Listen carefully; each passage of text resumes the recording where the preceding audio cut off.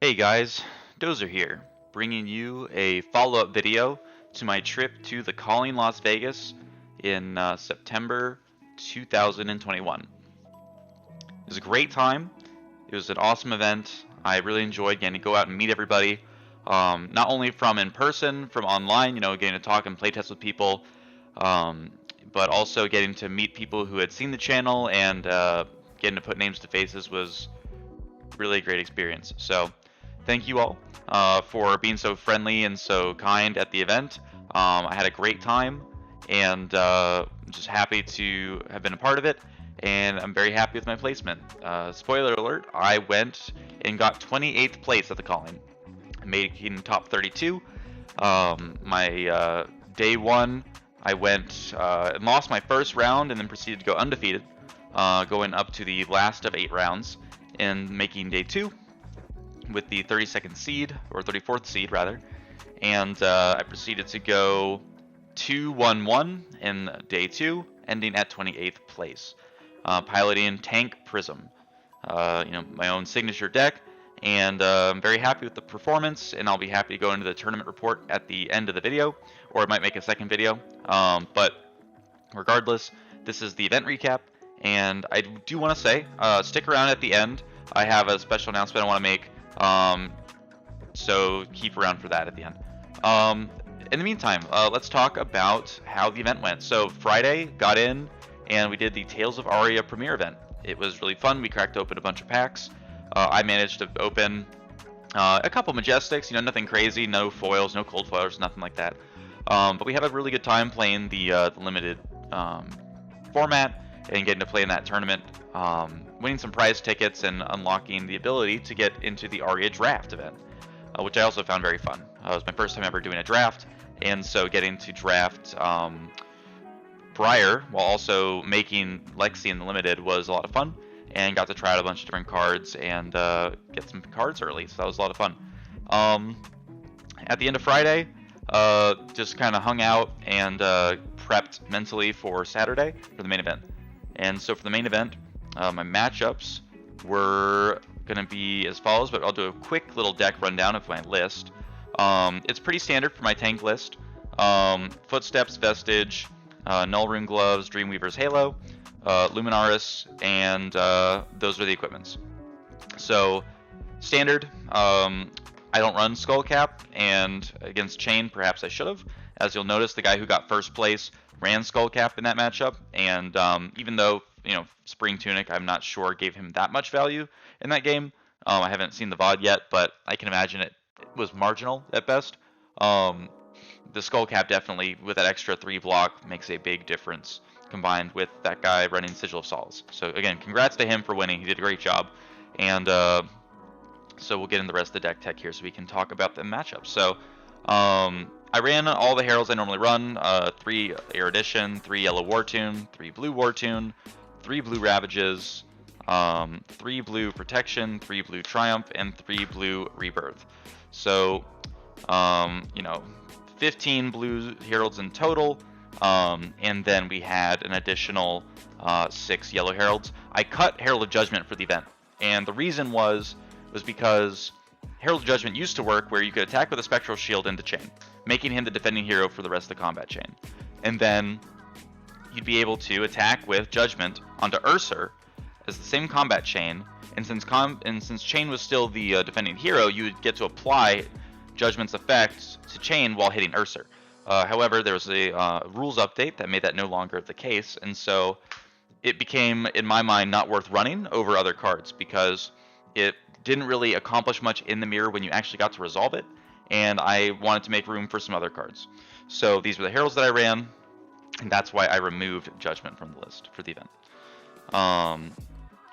And if you look into the chain matchups that the first place player won in the top 8 matches, I would be willing to bet money that he did not actually get to resolve the on-hit effect of Judgment, nor did I don't think I got to see him even attack with it. So we'll see if Judgment actually works against Chain in the future, but I was under the impression that it wouldn't, so for my testing. So additionally, I ran 3 red Fate Foreseen, 3 red Sink Below, 3 yellow Sink Below, this is all normal, and the 3 yellow Soul Shield.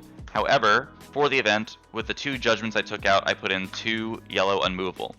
Unmovable yellow was really instrumental in keeping me alive during the Bravo matchup, as well as the chain matchup. So it did a lot more work for me than the judgment did, and it was really good to have that insurance so that I could make sure that I didn't fold to big dominates. Because the problem with the smaller defense reacts is that once you're out of soul shields, the most you can realistically block for on a turn is 8, and then Bravo can get over that. So being able to get over that little bit of extra defense just to make sure that you can stack more block on those pivotal turns was really impactful. And it's yellow, so we can use it for pitch and everything like that. That was the defense reaction lineup. A little bit heavier on the defense reactions this time. Obviously 3 tome. I ran 2 yellow glisten. Glisten was really instrumental in the matchups I got to play it in. Unfortunately, I didn't run into any of the matchups that I really wanted to have it in, such as dash. So didn't get to resolve it for terribly much value, but it was extremely clutch in the Bravo matchups. So and I ran into 2 of those out of my 11 games. So that was a good choice to keep. It was very pivotal in netting me my wins. So I followed it up with 3 red prismatic and 3 yellow prismatic. Again, what the deck's based around. Cards are awesome. Yellow prismatic is great, especially in the late game scenario. Yeah, I loved running it. It felt great, and it performed very well for me. Beyond that, I ran a suite of auras. I ran 1 Parable of Humility for the Brute matchups. Primarily, I ran 2 Arclight, 2 Genesis, 2 Ode, and then 3 Merciful. This is pretty normal for my aura lineup. I think the biggest thing that I like about the lean aura lineup, where you only run 2 ofs and the 3 ofs for Merciful because it's the best one, is just that there were many games where I did not want to resolve multiple auras in a turn or to draw multiple auras in a turn. I wanted to have a good ratio of block to auras so that I could make my opponent choose like whether or not they're going to attack me or whether or not they're going to attack my Spectras without having to worry about not having something to like stop the damage, protect my shield. So having this ratio is really important for this build, and it performed very well for me.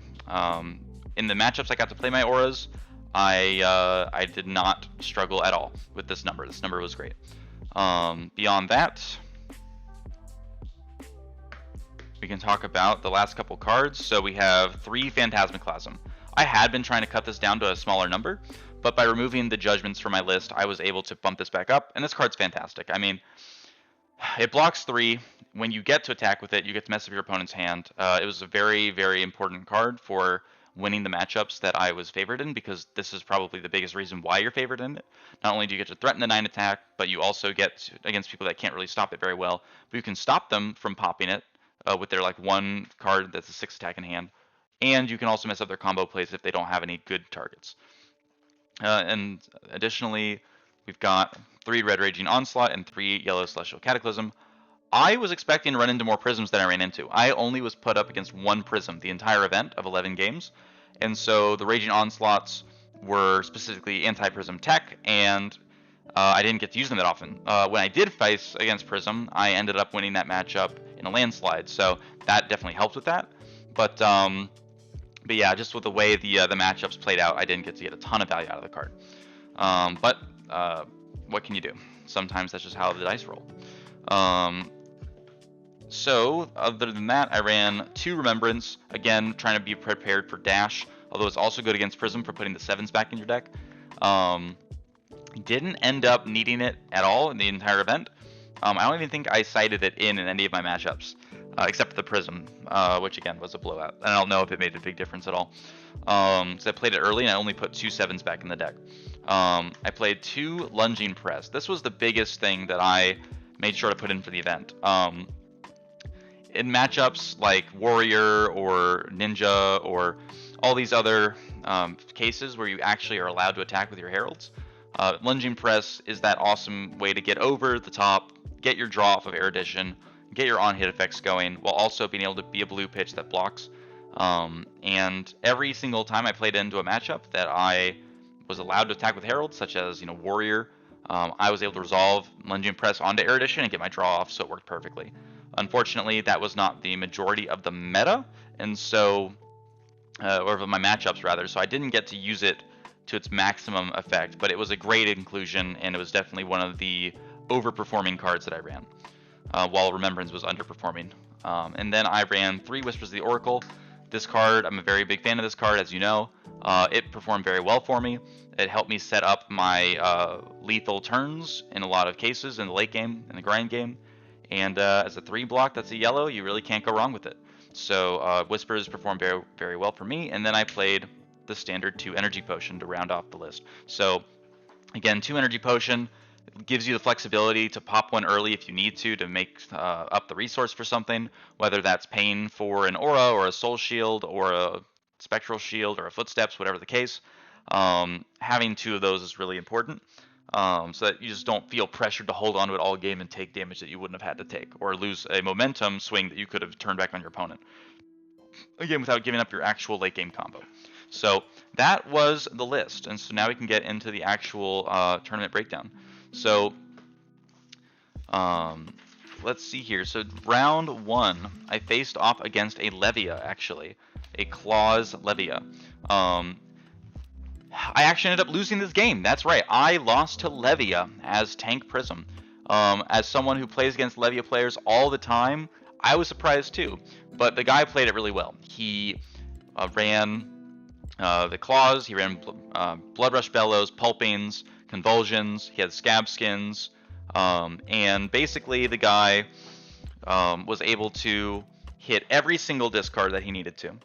I never had defense reaction in Arsenal when he had Pulping on the field, so I couldn't ever stop it from getting to go again. He was able to roll Scabs and get 2 action points every time or more. He rolled in one time, Gamblers into a 6, and he also never missed a single banish and never took a single blood debt. So, needless to say, on my trip to Las Vegas, the dice rolling deck got me good. It spanked the crap out of me, and it was a fun match, and it was very close in the end, but he managed to get it with a timely dominated Pulping when I had no more defense reacts in Arsenal at that moment, and he was able to get the win. And a very close finish of 1 elf at me to his 3. I went first in that match, and was able to get off to a very convincing start, but again, sometimes Levia can just really crank out that damage, and there's really nothing you can do about it. So good for him. From there, I was behind the 8 ball. I had to make sure that I was going to be able to end the event with enough wins to make it the top cut. And so I just had to keep the good mental and press on to just try and play my best in every round. My next round was against a Chain, in which I went second. The Chain was a relatively new player. He was running Aether Iron Weave and didn't have necessarily the fullest, most tricked out deck. And so, though he got me down to 13 HP, by the end of it, I was able to kill him to Blood Debt. Just by drawing out the game and attacking him with big attacks early, knowing that he didn't have Husk, so I could pressure him with Eruditions and other such things. So winning that match, we went on to game 3, in which I faced off against a Boltyn. I went first, and this guy was playing Raiden Boltyn. We started off the game going at a pretty good clip. He would attack me with something, I'd declare no blocks. He would have to bend over backwards to get it go again by doing a Create a Steel Hand, attack reaction, or some such, to which I would then just block with a Soul Shield or something, so I would take no damage, and he would have wasted a card to give go again to his card. And so I was able to kind of stall him out, chip him down with Spectral Shields for the majority of the game, until he realized that he hadn't been taking up his Spring Tunic for at least a turn or two. So at that point he got very rattled, and I had been able to start getting my auras out, my Spectras, my Spectral Shields, and I was able to press him for the win eventually, taking no more damage once I hit 27 life. Again, ending in a win. So that moved me on to game 4. I am now 2-1 at this point in my record, and I was playing the Prism Mirror. So that's right, in the first 4 games of the Calling Las Vegas, I was facing off against every single Monarch hero, 1 time each. So against Prism, a very nice girl was playing the Prism, playing sort of like a Herald list with Pummels and Triumphs and things like that. You all know that I'm not a big fan of that type of list, just because of the variance in it. Every time she would attack me with a Triumph, I always had a 7 because I run so many, and I just was able to pop them every time. Stop all the momentum and make my shield wall and poke, poke, poke, to the point where I ended the game 40-0. it was quite the matchup. I went second in that matchup as well. I don't believe I got to choose going second, so yeah, I was very teched out for the Prism Mirror. I was very ready for it. Unfortunately, I didn't get to face it more. But that let me go on 3-1 to round 5, in which I faced off against a Dorinthia, an Axe's Dorinthia. So the Dorinthia let me go second because he wanted to go first, and so he went off and would attack me for a little bit here and there. His Valiant Dynamo was really good at stopping my chip damage over time, but the thing is I was very easily able to deflect his damage while also pinging him back. Eventually, I got up to the point where I had 9 Spectral Shields at once against him, and that was able to close out the game. I was always worried about attack reactions, but I quickly got the feeling that he didn't really run that many.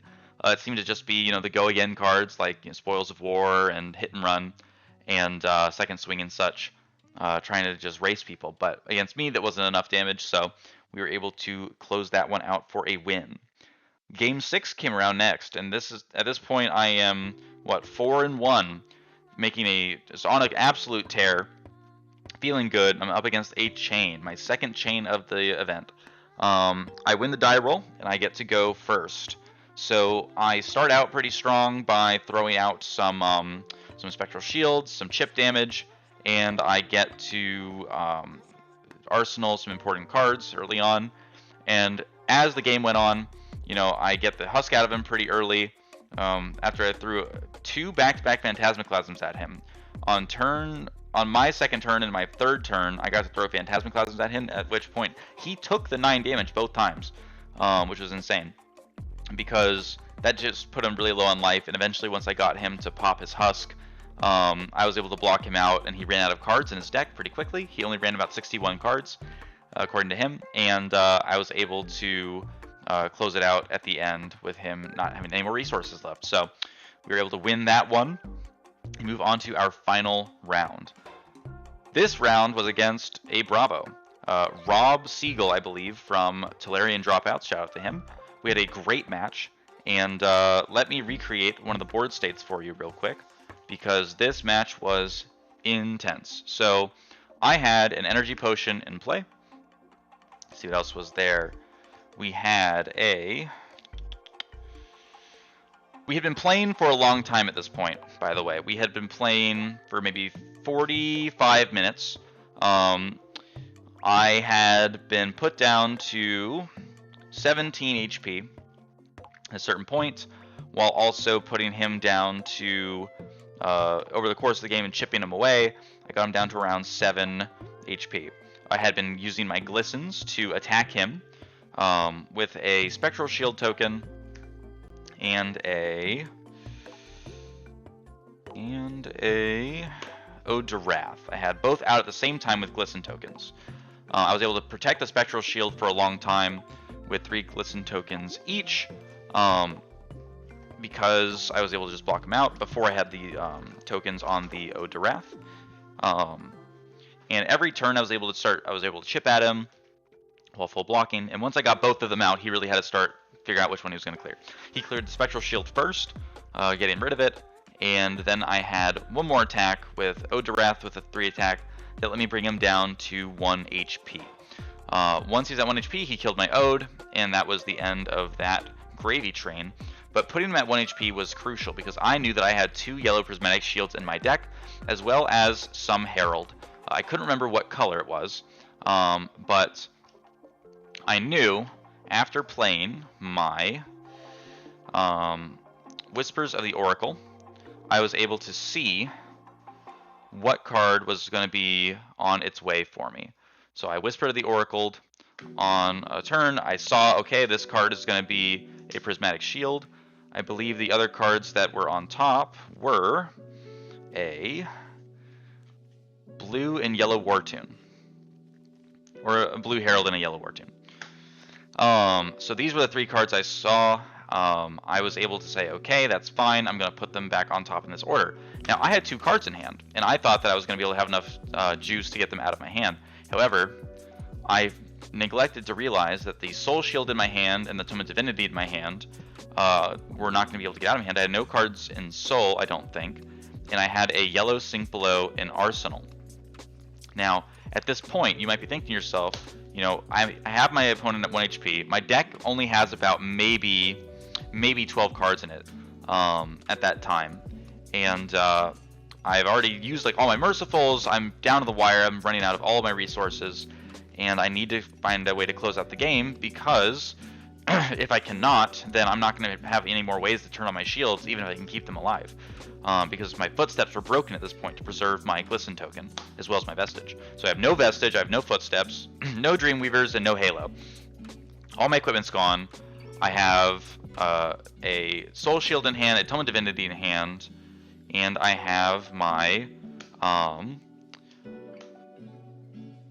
going to be drawing into a Wartune Herald and a Wartune Blue.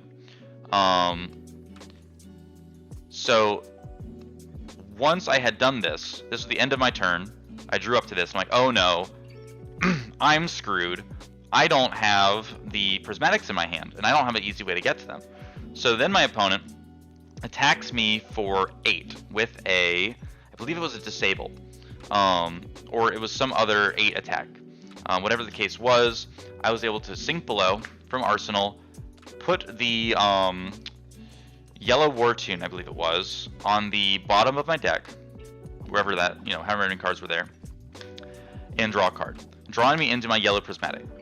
From there, I was able to go over to my turn, having taken the 5 damage, going down to 8 total life at that point, and I was able to, on my turn, play a yellow Prismatic, pitching blue, making 2 tokens. From here, I was able to attack for 1, forcing him to block. He has 1 card in Arsenal and 4 cards in hand. He is forced to block.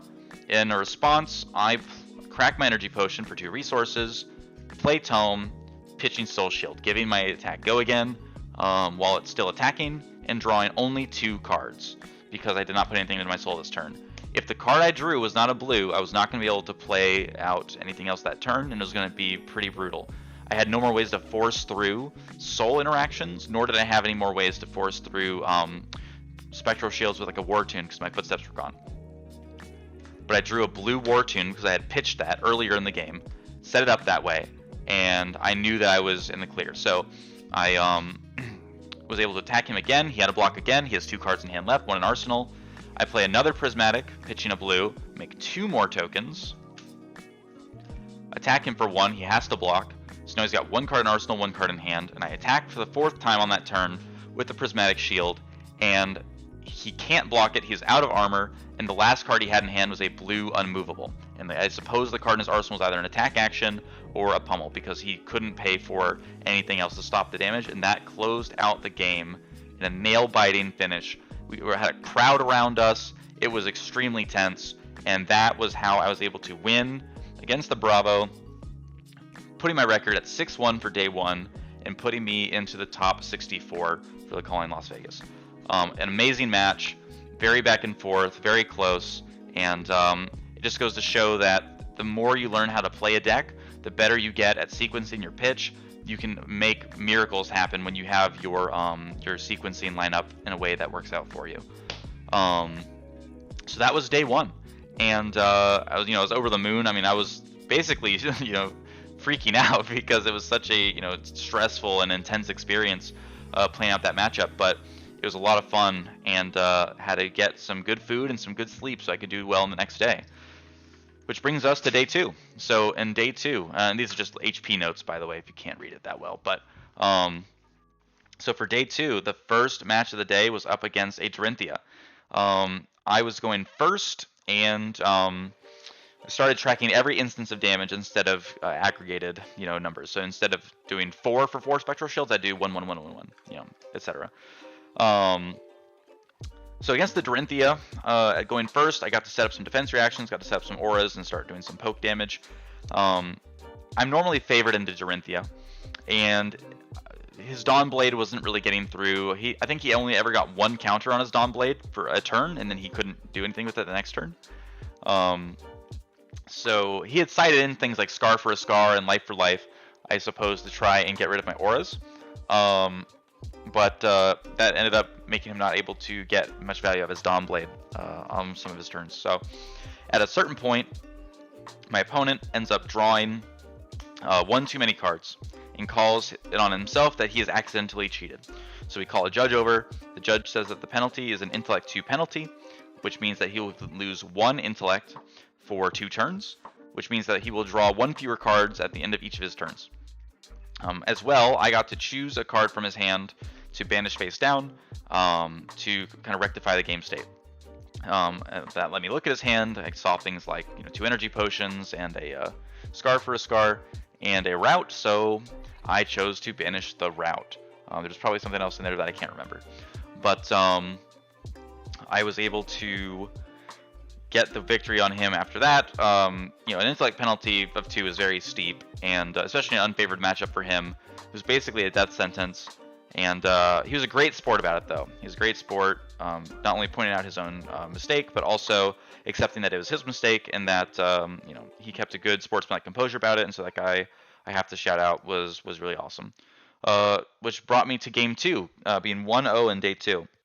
My total record at this point was 8-1, and so I believe it'd be 7-1 going into that next round. The next round I played was against a Chain. As you might know, Chain was nearly 50% of the representation in top 64.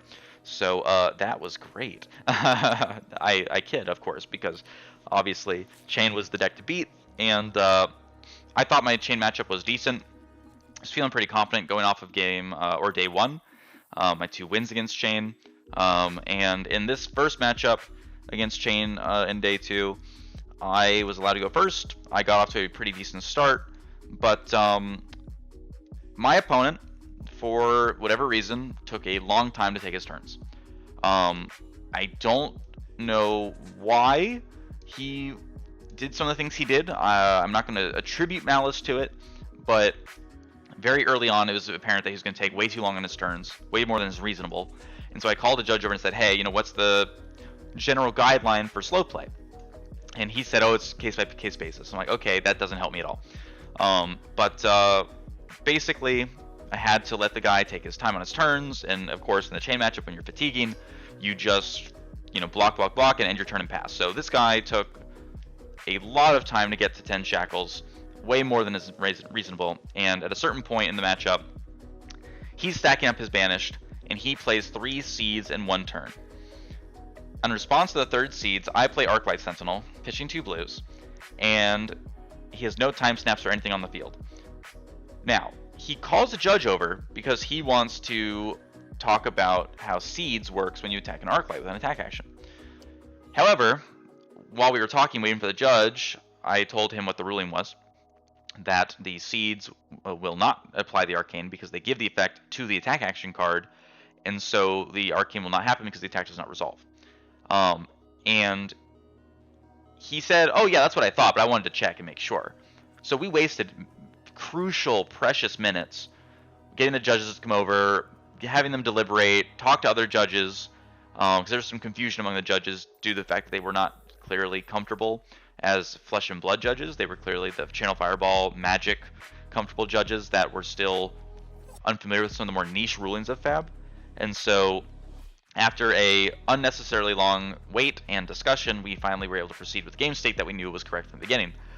We then proceeded to play out the game as much as possible, and I was blocking him out where he had 0 cards in deck, but he had Ursur and his Nebula Blade and enough cards to pay for Arknight, a Grasp of the Arknight, and Nebula Blade each turn while attacking with Ursur with Soul Shackle. The reason I couldn't block his Nebula Blade efficiently every turn was because he had broke it earlier in the game by Razor reflexing a Ghostly Visit that I had blocked with my Footsteps. It was my misplay, and that probably cost me the guaranteed win because I was at a very comfortable life total for a while I was grinding him down with the Blood Debt. I mean, I literally grinded him down for, if we look at where we were starting to keep track, no fewer than, let's see here, 1, 2, 3, 4, 5, 6, 7, 8, 9, 10 turns of Blood Debt of Husk, of me just blocking, passing, trying to get the game to end. And I could not block with 1 yellow and end the game because my footsteps were broken. So every turn he was attacking for 1 arcane, 1 physical, while I was at 2 HP, and he had an Urser. So I had to block 6, 3, and pitch a card to stop the damage every turn to try and find an opening to kill the Urser with like a Warden Herald or something. I did not get a chance to do that, and when he was at 3 HP, I was at 1 HP trying to let some damage through to try and close out the game.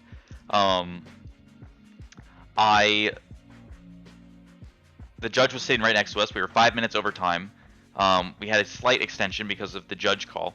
But at the end of the chain's turn, where he was supposed to take Blood Debt at 3 HP, put him down to 2, I had a Soul Shield in hand and a defense reaction in Arsenal, and I had no cards in Soul.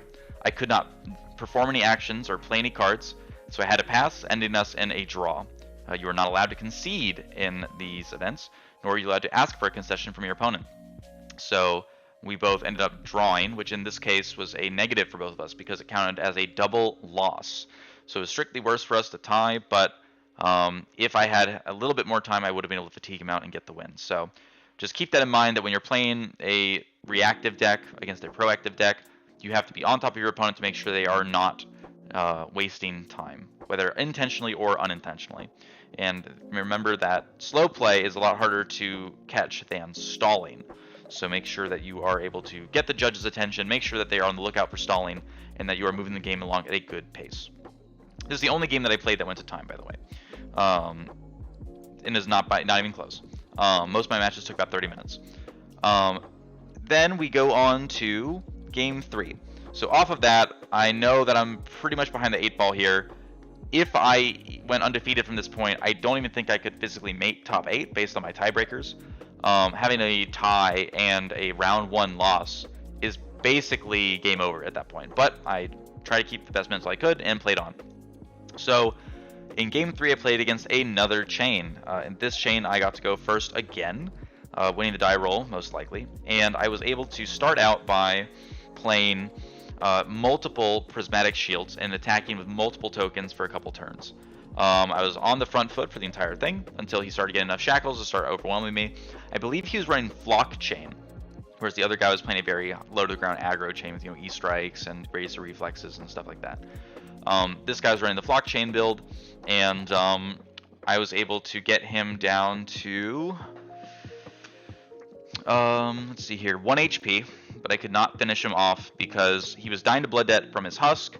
He had an Urser out, and he had no cards left in deck. He had 2 cards in hand, and I had been blocking him multiple turns in a row, bleeding him out to Blood Debt and getting some attacks in, and I had no armor left. I had 1 card in Soul, and all I had to do was draw 6 block, and he was dead. He had an Urser, and he had been attacking. I had my footsteps, so I could still block the Nebula Blade and the grasped combo and such. But he was able to, or at least for most of the game, I was able to.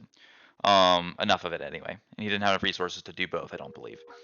So what ended up happening was he attacks with Urser after Soul Shackling. He never messed up, by the way, by attacking with the Urser without Soul Shackling, so I could banish a card from Soul and prevent the go again. So to his credit, he played that well. But he attacked with Urser, I blocked 6. I had an Energy Potion and a Herald in hand, and he swung with Command and Conquer, pitching a blue Unhallowed Rites with his last 2 cards in hand, and getting the game. I had 2 HP, so I was able to pitch and make a Spectral Shield, but he had exact lethal, and well played to him. He got that one in the end on the last turn before he died to his own Blood Debt. So maybe I could have blocked 1 more damage, maybe I could have dealt 1 more damage, but in the end he played it well, and that was my let's see here, his 10th round of the tournament. The final round of the tournament was game 4 against a Bravo. This was actually against a guy named Bronson. He is a YouTuber as well. He's an awesome guy. Check out his YouTube channel. A very chill guy, makes good content. And we were playing, and it looks like I got to go first. I forgot to bubble in which one it was. Either way, me versus his Bravo. We went pretty back and forth. He was setting up some good combos. Like, he healed a lot with Blessings of Deliverance. He was throwing out a good number of pummels on his attack actions. But I was able to get some auras out and start snowballing a lead. And once that happened, it was kind of game over. Even with time skippers, he didn't have enough resources to really stop my momentum and get rid of my shields as well. So I was able to ping him down until eventually resulting in a win. That was my final round, again leaving me at a total record of 2 losses, 1 draw, and 8 wins at the Calling Las Vegas, netting me a final placement of 28th, which is great. I mean, I feel really happy about how I did. Tank Prism piloted me all the way to the end here, and despite my tiebreakers, despite the rough chain matchups I had, I was able to perform well and really prove that this deck has legs and can hang up there with the best of them. So yeah, it was a great time, really great event. Can't wait to do Nationals. I don't think I can make it to any more callings, but I can't wait to go to Nationals and partake in that. And also to start building the new Arya heroes. The meta is going to change a lot with Lexi and Oldhim and Briar, so it'll be interesting to see how not only Prism adapts, but also to see how the new heroes adapt to the meta, and all the old heroes too, like Chain and Katsu. And maybe they have to change their deck somewhat. So, my event went great. I got to have a lot of fun. I got to play in the Arya draft. But the thing I wanted to talk about at the end of this video here is something bad that happened to my friend at the event. Some of you might have heard that someone got stolen from at the event during the main event. That was my buddy Young. He brought with him, a backpack and had all the stuff with him the whole day. And during the main event, while he was playing in the actual calling tournament, someone came up while he was focused on the game, dragged his bag away, stole a deck box full of all of his Fableds, Cold Foils, Hero Legendaries, and a number of other key cards that he had been collecting, trying to sell at the event, and stuff that he used for all the decks that he had been building. No one should have to deal with that. No one should have to be taking advantage of that when you're in the main event.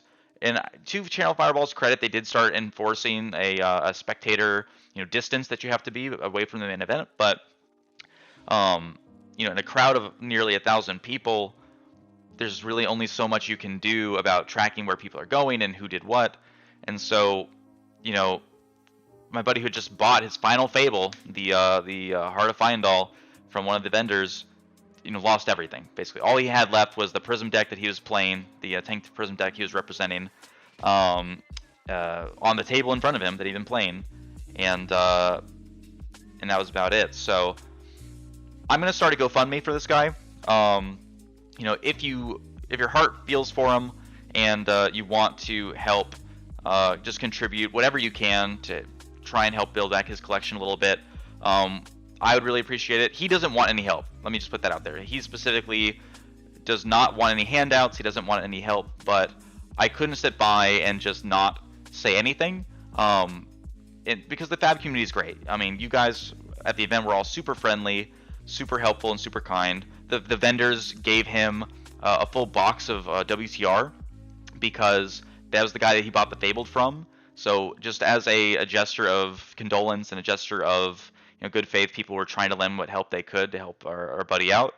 And so again, if you have a little bit of money to spare, please check out the GoFundMe and consider throwing a couple bucks at this guy to help him get his collection back on track, because no one should have to deal with being stolen from, especially at a Fab event where everyone's supposed to be doing their best to make a good community.